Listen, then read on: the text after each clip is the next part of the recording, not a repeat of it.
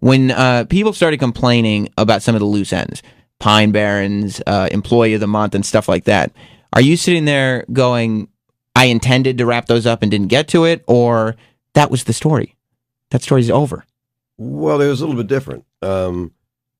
Employee of the Month, that's over. That is that story. That's the story. She didn't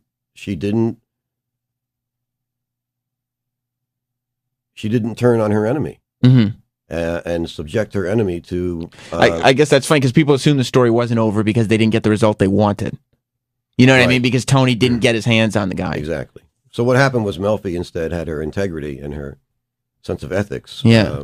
She relied upon those and toughed it out with that, and that's not a good story, I guess. No. And what about... Yeah, I guess not. Everybody wants to see the action at the end.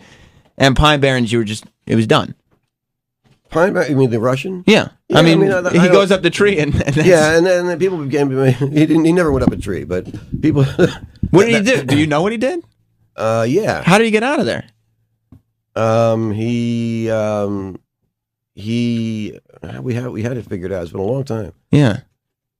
He collapsed, and he was found by some Boy Scouts, and they got in touch with somehow he was carrying a piece of ID that led them back to his boss, Slava, the Russian guy. He was put in a hospital, and he was like completely his massive brain trauma. Right. And he was sent back to Russia.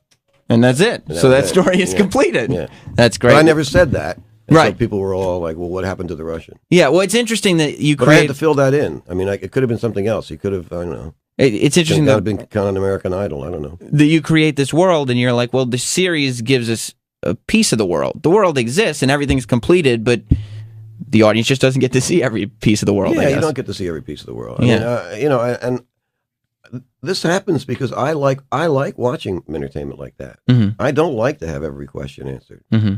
I like there to be possibilities for me to think. That's why it's not like some kind of snotty attitude like, oh, well, I have contempt for the audience. That's the kind of movies I like to go to see. Right. And so, obviously, if you're the artist... one of my favorite movies is 2001. I don't know who that baby in the bubble is. Right.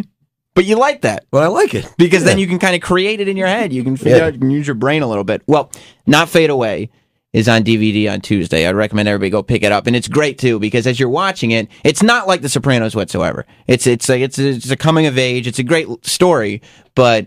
It's also the composition of the shots and the cinematography. You can absolutely see David Chase all over it. I found that when I was watching it. I really enjoyed it.